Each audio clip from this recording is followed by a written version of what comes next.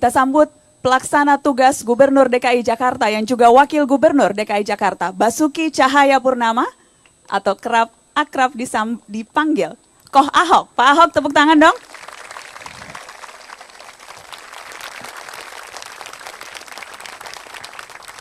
Selamat malam Pak Ahok. Terima kasih sudah hadir di Mata Najwa, kali ini spesial. Tampaknya lelah sekali.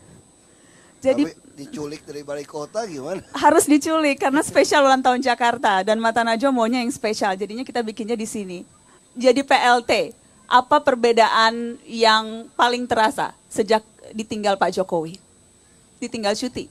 Surat yang masih dibaca ya lebih banyak. Kalau dulu kan baca berdua, ini baca sendiri kan.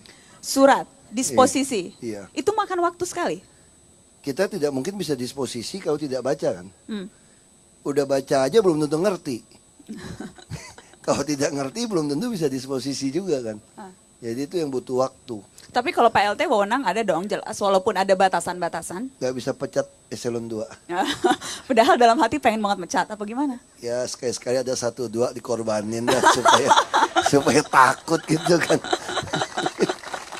Wah, ada pejabat di sini langsung deg-degan tuh Pak Wali Kota langsung deg-degan. Baik-baik ini, Pak Camat, Pak Wakil Wali ini baik banget. Enggak ya, jadi bukan. Ini calon wali kota ini. Oh gitu, oke. Jadi tenang aja Pak, enggak kok. Kelihatan mukanya udah kelihatan kok. Kalau nggak benar kan dari mukanya kelihatan kan. Pak Ahok, beban kerja bertambah, tunjangan nambah nggak? Ya sebetulnya bisa nambah, operasional boleh ngembat punya gubernur. Tapi? Cuma kan kurang sopan gitu loh. Jadi nggak berani, masih ada enaknya juga ya Pak Ahok ya? Lagi pun yang udah ada juga nggak habis-habis, udah ngapain ngambil lagi kan. Alhamdulillah. Kita mah irit-irit aja lah. Pak Ahok, kalau refleksi, ini kan 20 bulan menjadi penguasa Jakarta, apa sih yang dirasa paling membebani? Ya sebetulnya sih tidak ada beban apa-apa, yang paling membebani itu kita mesti mengatur orang Jakarta yang 30-40 tahun kebiasa sembarangan. Misalnya tuh tinggal di pinggiran sungai.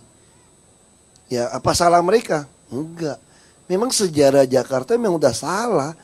Jakarta ini 300-an tahun dari zaman Belanda dibangun hanya untuk orang kaya. Nggak ada untuk orang miskin. Akhirnya orang miskin kemana? Ya cari pinggiran sungai, cari di danau, di waduk, di belakang bangunan. Itu yang terjadi. Dan ini udah bicara puluhan tahun. Nah sekarang mau dibenarkan gimana? Yang ngomongnya kan susah, sama kayak kita punya anak kan. Kalau anak udah remaja baru diajarin, capek gitu kan, pasti ngelawan dia. Padahal niat kita baik. Nah ini yang repot. Intinya jadi sesungguhnya karena sulit mengatur warga Jakarta yang Bukan. terbiasa untuk Ini sembarangan? Kami yang jadi istilah anak muda tuh galaunya gini. Satu pihak kami ada batasan, ini udah 20 bulan. Kami membangun rumah susun tuh nggak ada yang 6 bulan jadi, rata-rata 1 tahun lebih. Kita mendorong orang, harusnya mendorong dia ke tempat lebih baik kan. Nah ini kan mesti didorong. Nah kalau mendorong tempat lebih buruk, ya namanya tidak manusiawi. Nah mesti menyediakan juga rumah susun yang lengkap. Transportasi lengkap, ada kesehatannya, ada PAUD-nya. Nah semua mesti dipikirin. Itu Marunda pertama nolak semua, nggak mau. Saya kasih pancing TV, kulkas. Bayangin kasih TV, kulkas. Saya tadi bicara sama orang dari Inggris. Kamu kasih tahu saya deh, di mana di dunia ini ada kejadian mindahin penduduk dikasih lengkap bawa badan doang. Cuma Jakarta yang kejadian kayak gitu. Tapi itu pun masih ditolak? Masih dianggap melanggar HAM. Hamburger maksudnya. Aku nggak ngerti HAM yang mana itu. Memang susah gitu. Jadi terlalu banyak orang komentar aja kan. Nah itu kadang-kadang kita panasan juga kan. Apalagi Pak Ahok panasan mulu. Aku sih nggak panasan juga sebetulnya. Ya akting juga kadang gertak-gertak sambal lah dikit. Pak Ahok, saya ingat adik-adik teman-teman. Dulu saat saya wawancara Anda Pak Ahok di Malang, Mata Najwa di Malang. Anda sempat bilang birokrasi itu ngikut yang atas. Kalau pemimpinnya tegas, bersih, yang bawah tuh akan ke bawah. Nah kalau sekarang gimana? Semua udah ngikut Pak Ahok belum nih? Ya nggak bisa semua ikut. Tuhan aja nggak 100% orang ikut. Nah. Ya kan?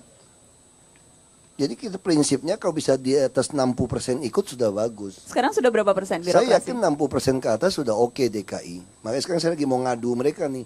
Saya mau membangun pusat pelayanan terpadu satu pintu di tiap kantor lurah, kantor camat, nanti orang Jakarta mau urus apa saja, nggak usah pusing. Datangnya ke situ, biar dia yang pusing. Enak aja lo jadi pejabat, mesti kita yang pusing. Kalau selama ini kan kita yang pusing kan, urusan surat macam-macam, dibolak-balik, kita pusing setengah mati. Nah sekarang mesti kamu yang pusing. Nah saya mau ngadu nih, nanti yang nerima di depan itu, kalau dia beres, kasih tunjangan. Target saya itu di depan tuh bisa bawa pulang 12,5 juta. Pegawai yang paling di depan. Resmi nih ya? Resmi. Jadi bukan lagi pungli-pungli. Ya, ada TKD nih. Nah nanti kalau suratnya nggak beres kan ketahuan dari dinas mana yang nggak beres.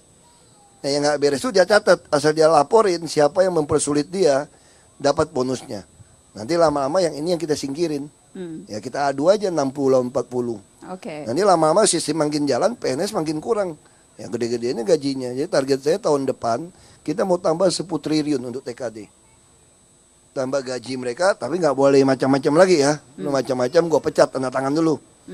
Nah kita tanda tangan buat perjanjian. Oke. Kalau lu macam-macam, pecat, nggak boleh nuntut. Kalau nuntut gue buang ke Pulau Bira, Pulau Seribu sana. Enak Perjanjian kali dulu. dibuang ke Pulau Seribu. Iya dong, indah. biarin kan. Kalau 3 bulan mabok kamu situ. Oh gitu ya. Pada nggak paham juga kan. Kita mau ganti presiden aja kira-kira gitu. Yang Ya mana kan? tapi? Ya, aku mah yang kiri kanan oke saja. Ahok hoki-hoki aja kiri kanan.